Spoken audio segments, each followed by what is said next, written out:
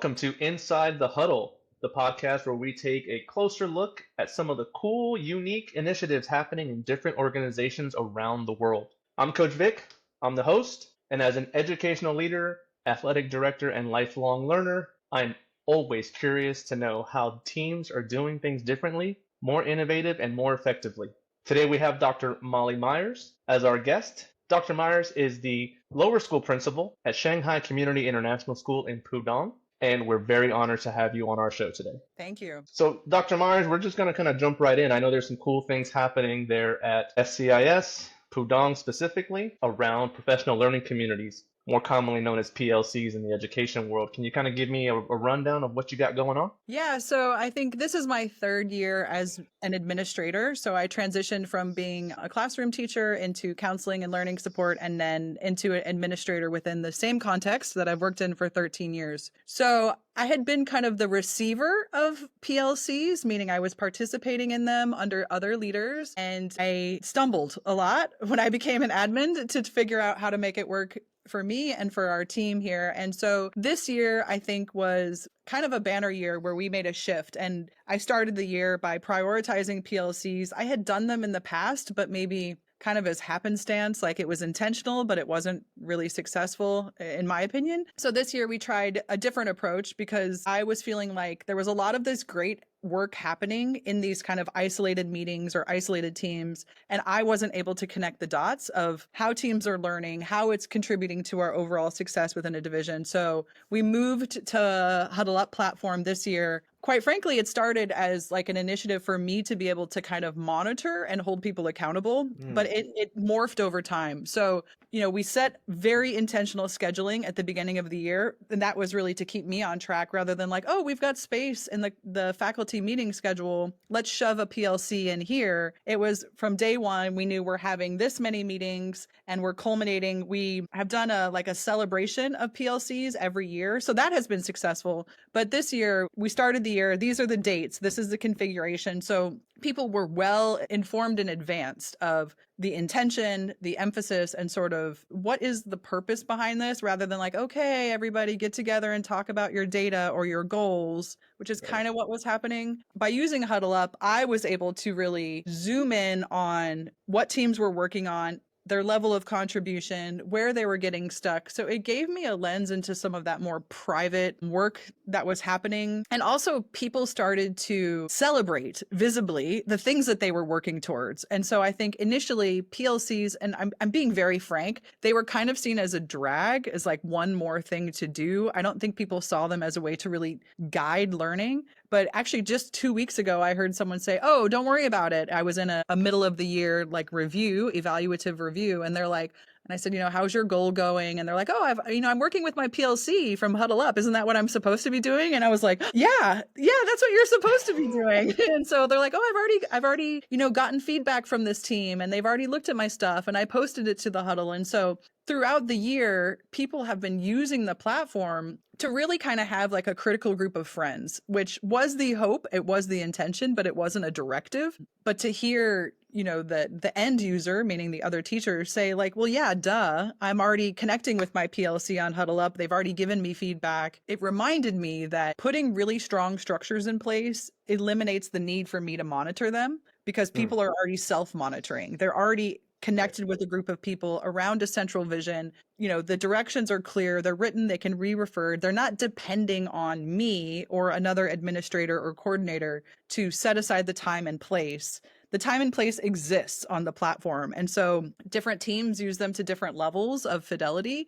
But I would say overall, kind of publicly putting our work into one place made it easier for me to support and monitor. But it also, I think, made it easier for teams to say like, oh yeah, I've seen someone do that. They've uploaded this and I've given them feedback. And, they have kind of this first layer of support within that critical friendship from a critical friends model within Huddle Up, that it just made it organized. Like it wasn't a bunch of documents everywhere. It wasn't me trying to, pop into every meeting when they're happening. It's like I can log in and see what they're doing, see the feedback, see their questions. And because it was a routine, every time we had a PLC, people know what to expect. It's the same protocols, it's the same structures, it's the same, cycle that eliminated a lot of dependency, I think, on the admin to lead it. So it freed me up. And as an administrator and as an educator, the more we can free up time and build trust, Absolutely.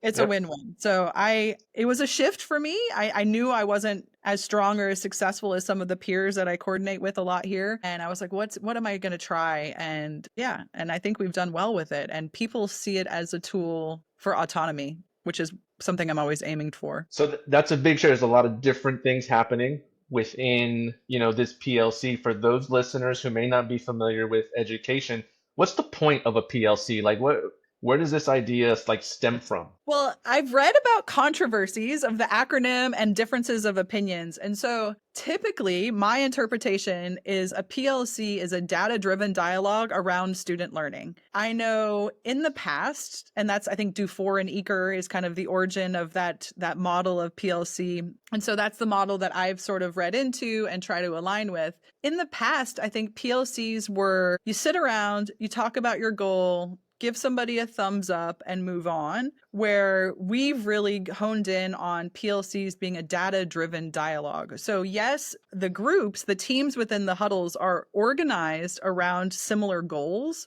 So based on my goal setting, so we've got these sort of categories of goals, and the PLC groups that were assigned to work together, it was not self-selected, it was based on interest and alignment of goal.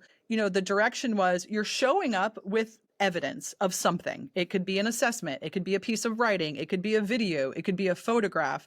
But the only way the PLC, in my mind, and according to like the purist model, should function is you're bringing evidence of learning and you're analyzing that, and then you're doing something with it. So having the PLC is those multiple perspectives, multiple brains. And quite frankly, I think it works better when people are not from the same grade level or from the same team structure, when you kind of have that outside perspective. So you bring an artifact that you're analyzing and I'm a huge stickler for protocols, meaning it's not just a free-for-all conversation. There's step one, there's times assigned to it. And so we use the same data dialogue procedure that we do with all data. It's the same protocol that we've been using for 3 years, but we embedded that data dialogue protocol into Huddle Up so that the routine is the same. The process is the same. It's just the people bring different evidence and, it's scheduled. So it's like, oh, this is my turn to present my evidence of student learning. But I think PLCs, they called professional learning communities. I've seen that as interpreted as a group of people who talk about stuff and do nothing,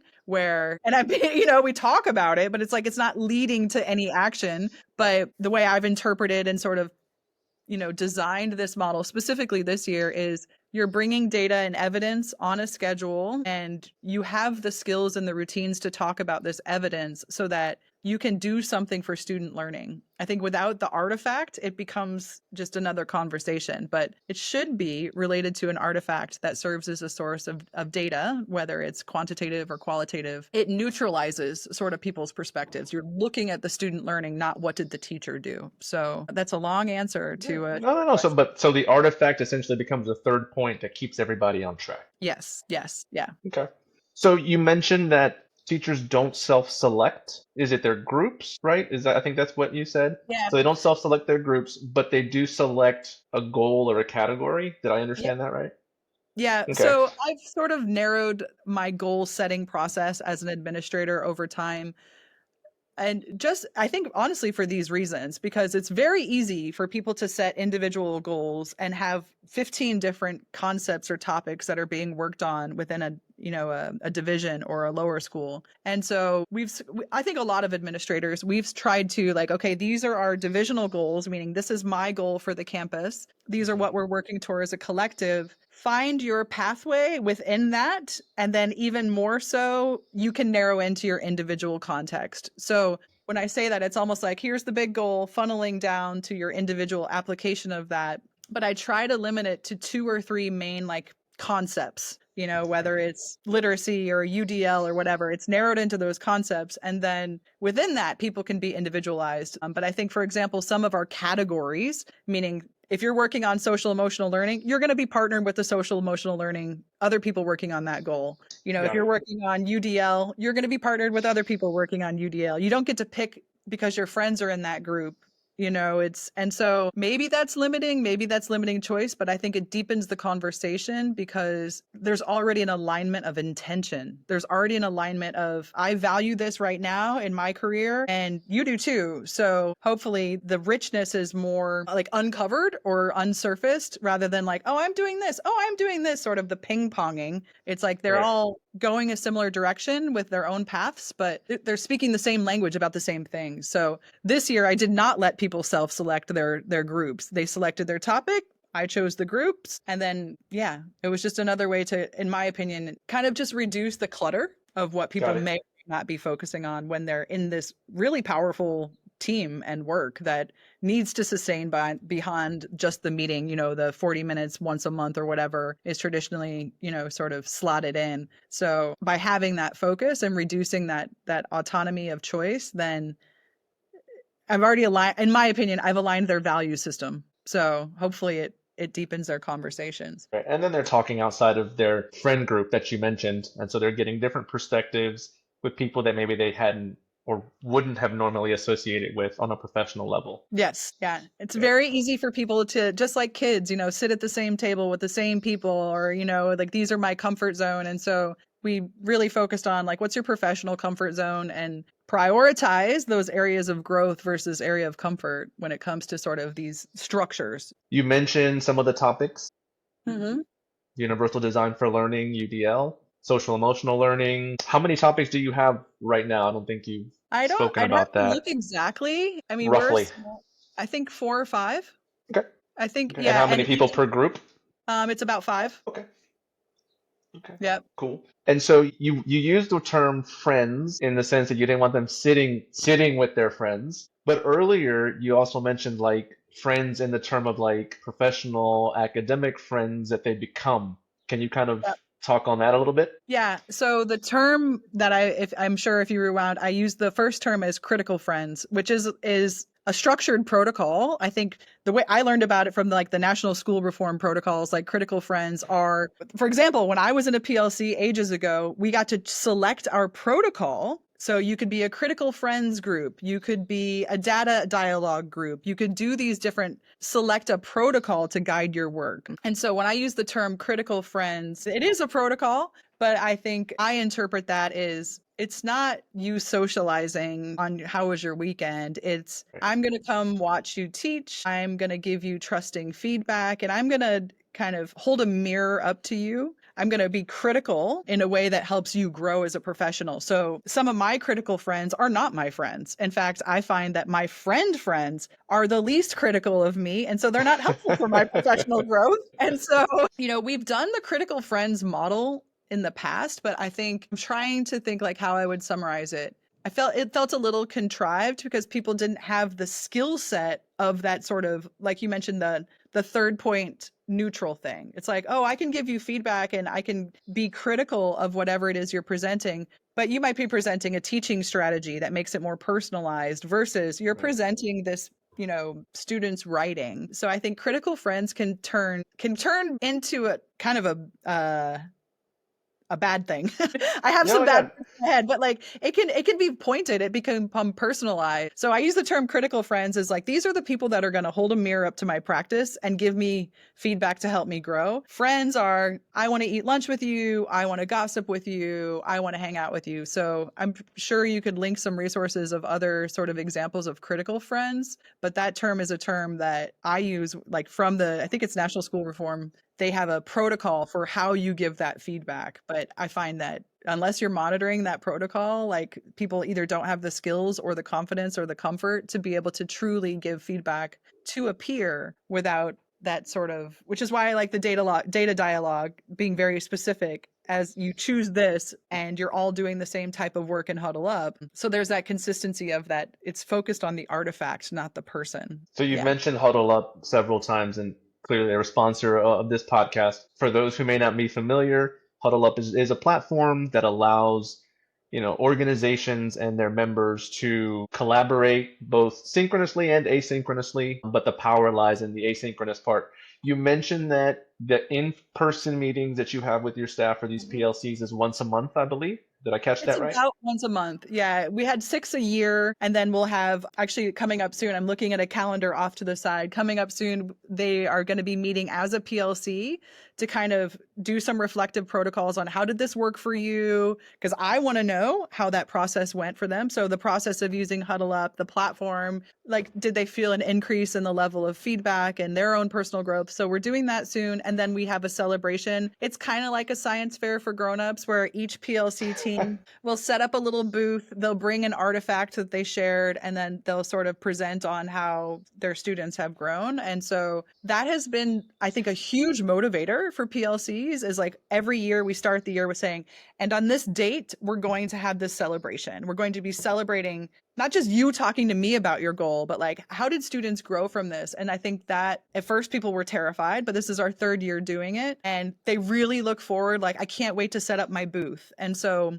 we'll be talking. They've already done all the work and Huddle Up. And so the booth this year, and this was brought to me by one of the teams, was we want to talk about how we worked as a PLC, like how we did go asynchronously, like how we became this sort of network and safety net for each other Mm. more than like, oh, this kid learned to read so many more sight words per whatever. And so And here's the data.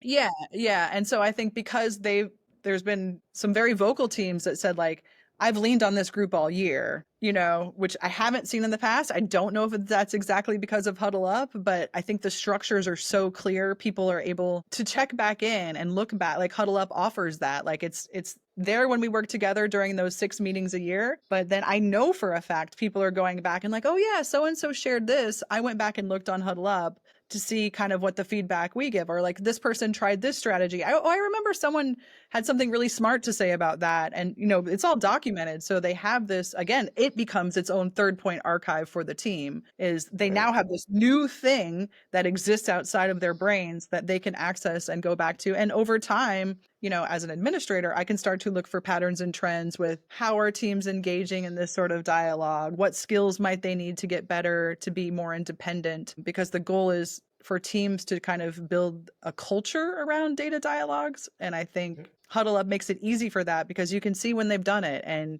you've given clear structures. It's not misinterpreted. After I lead a meeting and say, okay, guys, go off and do this, you could go into 5 different rooms and hear 5 different conversations and 5 different protocols being used correctly or incorrectly. But with Huddle Up, it's like, this is your script. This is where you contribute. This is how you contribute. It puts guardrails on a very Mm. messy process so that people can expand their thinking and not have to worry about what they're doing, if that makes So a sense. little bit of structure. Yeah, no, a little bit of structure so people can stay focused on the goal. I mean, clearly you're providing what is, in the world of physical education, you're providing at the end of the year an authentic audience for each Mhm. teacher and each group to share. And when we know we have to perform, Mm. we really dial in and want to put a good product together, especially for our peers, right? It's not just a conversation with you, like I said, or their department head. Now they're going to present to the Mhm. entire staff. And we see how students do with that. They usually do very well and they kind of Mhm. level up a little bit. So it sounds like that you're finding something very similar with that with your teachers. Yeah, and people thought I tend to be a little bold and brash if you know me,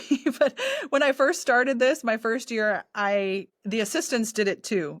And our Okay. Chinese assistants were never really involved in a lot of the PLC work. They might have been an attendee, but when we tasked like, okay, everybody, every single person from an assistant all the way up to admin, we all presented. And I believe that just including their experience also was a game changer for everyone to see them more as like high quality educators. So by having those authentic performance examples, we elevated maybe a category of people that haven't always been showcased as learners or Hmm. professionals. They're helpful. We love them. We care for them, but people were like, you can't do that to them. It's not fair. I'm like, no, they're all very high qualified licensed teachers. It's an embarrassment that they're not more Utilized. utilized and celebrated. And so, but I was told or given very bad advice that like, oh, that will intimidate them. And no, in fact, it just elevated them and they were proud, very proud. And that was my first year as admin. The second year was even more specific. It was really honed in on student learning. So over time, like I've been lucky to work with people that are willing to kind of put all their stuff literally on a table, with the little science trifold board, examples of student work. We're walking around, we're doing a genuine gallery walk with physical artifacts. And I think Huddle Up has helped people feel already successful to modify and adapt. When they share where they were, they're not done with their goal, they're in the process of it. So they've had all these opportunities to learn from this team in this way and go back to it and say, yeah, we've benefited from each other. And so we're going to, when we have our celebration, I think it's the 21st, it's just a visible representation of the collaboration. And I think so often in education, we're all get down to business, get the meeting done, work, work, work. But it's like, let's just pause and look around at all of the amazing things that we're doing together. And I find a huge value in that. I will take an entire meeting, to just set up some tables. And I've told someone last year, I said, even if it's one Post-it note, like if it's tally marks of this kid who's maybe reduced, interrupt, whatever, if it's one Post-it note and you have a story to tell, we want to hear your story. So yeah, that's my stance on it. But I do think having that public collaborative structured space with Huddle Up this year, I'm so excited to see how the teams have leveled up. The skill set of collaboration has leveled up because of the platform. So talking about the platform, when you first started it, what were your thoughts? Did you think, like, how much participation were you anticipating in between the live face-to-face meetings? And then what was your reality? I was very skeptical. I'm always skeptical. I was skeptical of adding something to a teacher's plate. There's more work to do. So I was anticipating pushback. I was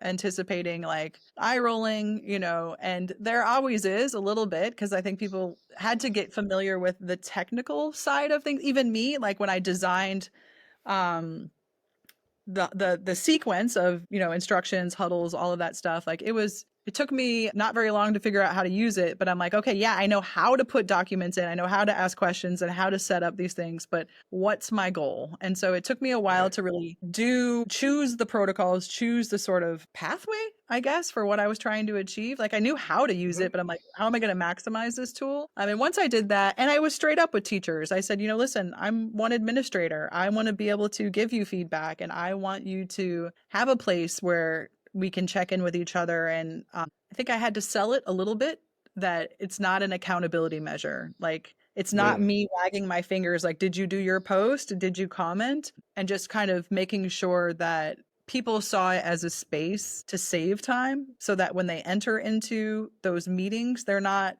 telling the story. The story's been told and now they can really like analyze it. And so I think that's a major difference is it's that the asynchronous part is once people got familiar with the tech side, which happened quite quickly. I mean, there were some bumps, but we figured it out. People were able to dump all the things that they needed to in there, have a place to store it.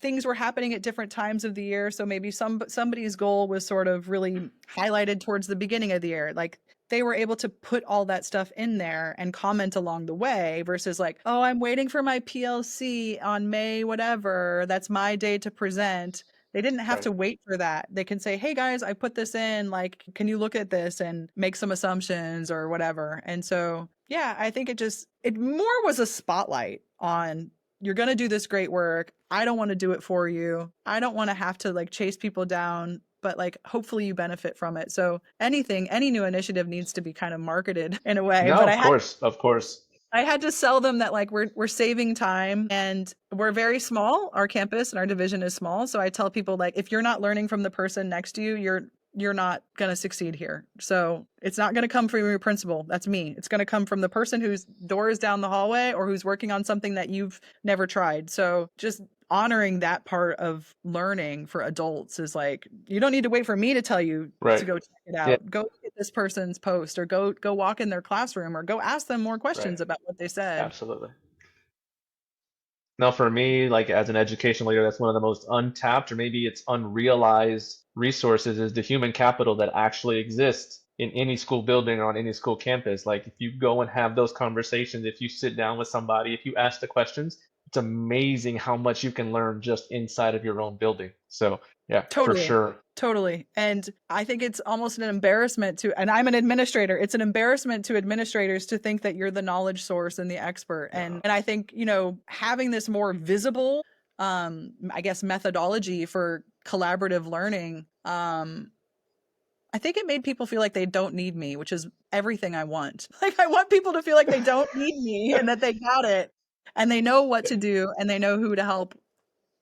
And it's like, seeing your kids go off to college, I guess, it's like, oh, look at them go. They don't need me to step 2, 5 minutes on Yeah. this part. No, just follow the directions and go for it. You're smart. Yeah. So, As the father of a university graduate, I still remember the day where she was walking away, and it's bittersweet. It's super sad. Then it's like, oh my goodness, we did it.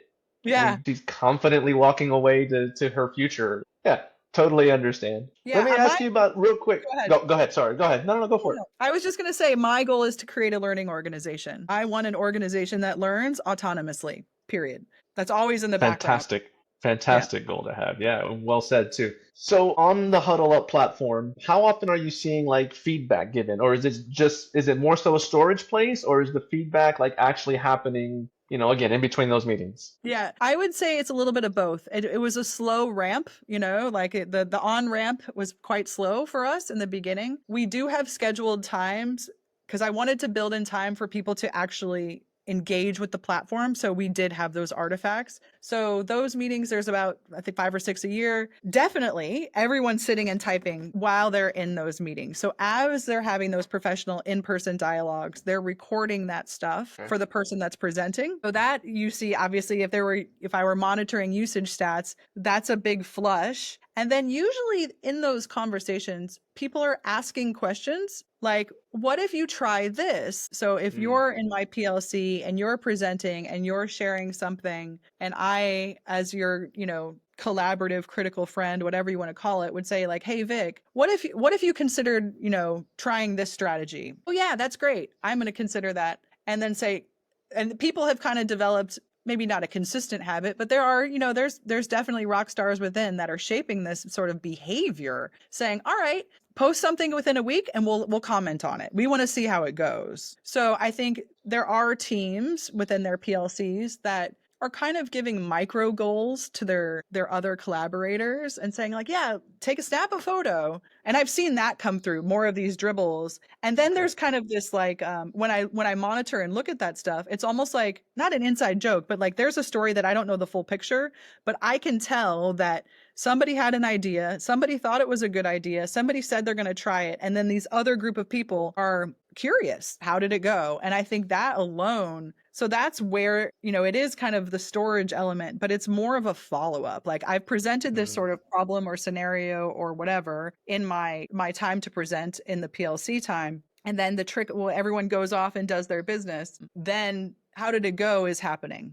Where how did it go might have happened in the past, but it wasn't visible to me. Right. I didn't get to Right. see that follow up within the team. I didn't get to see the snapshot of the kids writing journal, where they tried something or whatever it may be. So I think the dumping or the offloading of that stuff honors the work that somebody has done, and it definitely informs my kind of analysis of how are people working when no one's around. It's like, how does the kid behave when no one's watching? And Right. so I have seen examples of like, great, I'm so glad you tried it, or oh, this was a total fail, like ha ha ha, like emoji. That alone, has a leverage point.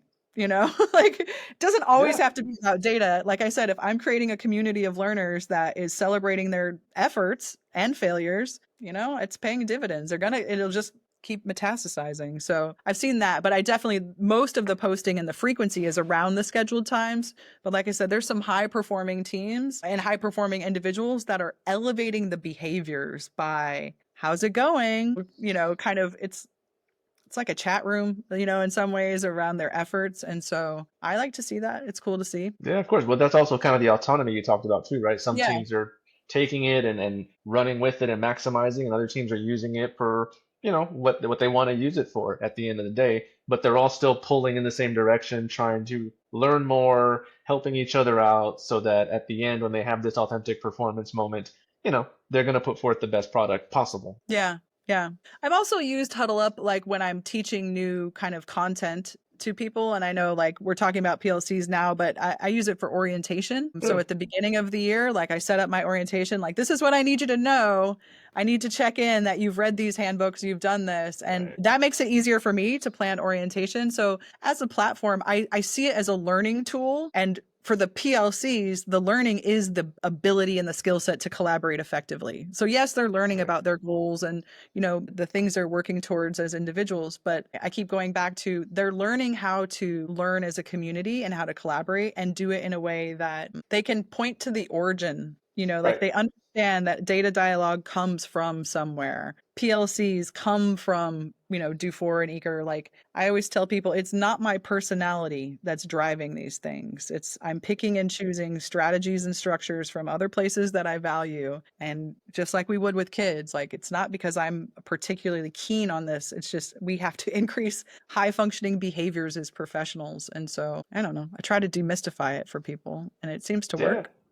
It sounds like it's working. I mean, one question I have while I'm listening to you describe these processes, would you say that the conversations, like when you're now in person, are deeper, richer, or I don't know, more, when you're an administrator and you're walking around the room at a meeting, you can kind of tell when they're talking about, where we're going tomorrow versus, what actually happened in class. Yeah, I would say, yeah. I think, yeah, I mean, maybe I'm just biased to my own success, but I think I do think so because I think as I grow as an administrator, as I'm like, finding my footing, I find great confidence and comfort in elevating collaboration. Like I have a lot of other examples of administrators that I admire and work with, and sometimes they prioritize content. And what I mean, I'll give you an example. So for example, another friend administrator of mine is like, we're only working on math planners. All of our meetings are on math planners. We're going to get our written curriculum down. And so their entire, faculty meeting structure and PLCs and kind of their lens is on this goal. It's a great goal. It's a worthy goal. But it's not, like I said, I'm trying to create a learning organization. So my goal is to get people to talk deeply. And that means I have to teach them how to follow protocols, how to have high functioning meetings, how to ask questions in a respectful way, how to respond so that you're not, and so I could insert the math planners or the literacy scores, any level of content. But because I'm kind of new as an administrator, I want to have a well-oiled machine that can handle anything. And so I've emphasized those collaborative processes, maybe to the detriment of the math planner. Yes, I'm sure. But it makes a lot more sense that I'm teaching people how to work together. And so PLCs, Huddle Up, adaptive schools, these things that I did not create, but I am benefiting from, I believe have made it to be an expectation to communicate intelligently about our work. So when people approach me, I'm hoping that they're there to be vulnerable and communicate in a way and behave in a way that shows they're thinking deeply about their work. So yeah. It's kind of like it sounds I like was you're gonna say presenting yes. like this concept of you're gonna go slow now Mm-hmm. with something you feel is critically important, which is how to collaborate, so that you can then go fast when it's time to work on those math planners. Yeah, because Or everything's changing. faster. Yeah. Everything's changing. Like in education, it's changing, especially as in the United States of America, things are changing, and I can't spend a year on a math planner. Like I need this team working on math planners. I need this team working on this. I need this team working on this, and then let's get together. Yeah, I think it might be less. What's the word I'm looking for? Chaotic to simply focus on something that, in my opinion, is simplified. But I find that, like you said, go slow. I want adults to have the skills to be very high functioning professionals. So PLCs, data driven dialogue, Huddle Up, it's not an afterthought. For sure. Now, last question, and then I'll let you Yeah. go and do what principals do at this time of the afternoon. Um, looking back on the process up to now, because it's Yeah, a journey. We're never finished. You've mentioned this totally. before. What are your next steps to level up or to make the process better? What are you thinking you need to do moving forward? So I think two things that's coming off the top of my head. Hopefully I can keep it concise. So I definitely want to keep the idea of the artifact and the asynchronous and synchronous collaboration on Huddle Up. I think adding more layers for more frequent contribution in different ways. So rather than like, this year, we only selected one protocol. The data dialogue is the same for every single person. There's not a lot of choice making in that, which is good because people have learned to kind of go deeply with a true data dialogue. We've done it for 3 years now. So like I can say that word and they know what the structure is. It's not just the concept. It's an actual tool that we use that we've selected. So I've limited their autonomy this year.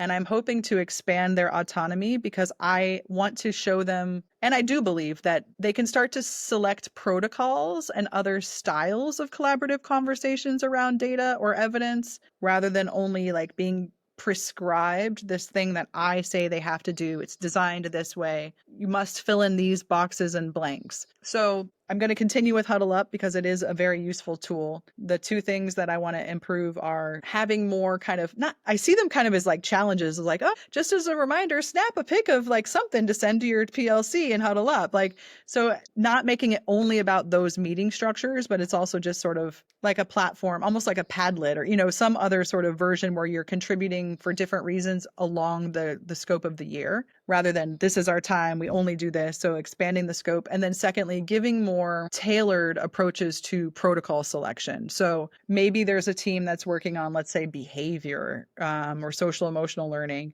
The data dialogue protocol might limit what their conversation can be about, but maybe instead they're using a case study protocol or a problems of practice protocol. So tailoring what's programmed into Huddle Up into the huddles, because I've controlled all that. I want to start to leverage people like, okay, your requirements are you're using this platform. I'm going to help you construct your own huddles in a way that meets your team's goals. So rather than me actually copying and pasting the same questions, and totally controlling the narrative, again, those superstars, those high flyers, those sort of innovators are ready to admit how skillful they are as a facilitator and as a collaborator and take the lead on like, no, we're gonna do case studies. We're not gonna do this data dialogue protocol. We're gonna try this and be able to justify that.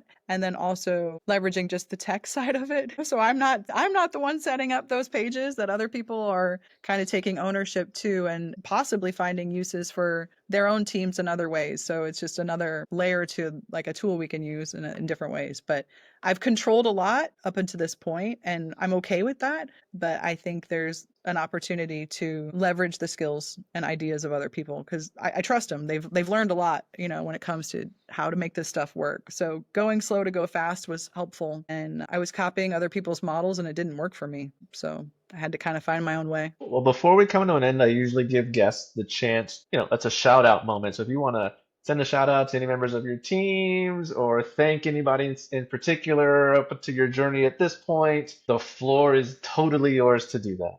All right, I'm going to shout out two people, although they're not directly related to this, but a couple of things like, okay, Malika Meidinger, I don't know, she's amazing. She's the PYP coordinator here at SCIS Pudong. She is got a nice nickname for me as Boom Boom Junior, commenting that I don't always have the best tech skills, although my vision is there. So not only is she a brilliant organizer of teams, she helps this junior boomer here, geriatric millennial, whatever generation I fall in, actually figure out how to make it work and how to set things up so I don't waste time trying to learn on my own. So Malika is also the other half of my brain. And obviously people I work with. I mean, I could name names, there's a lot, but Barry Johnson, he's also kind of tech innovation here at our campus. His legacy lives on, although he hasn't been here for a while. I've got too many lists, but I definitely, when it comes to sort of like using tech in these ways to make things better, those are the two people that stand out in my brain. Yeah.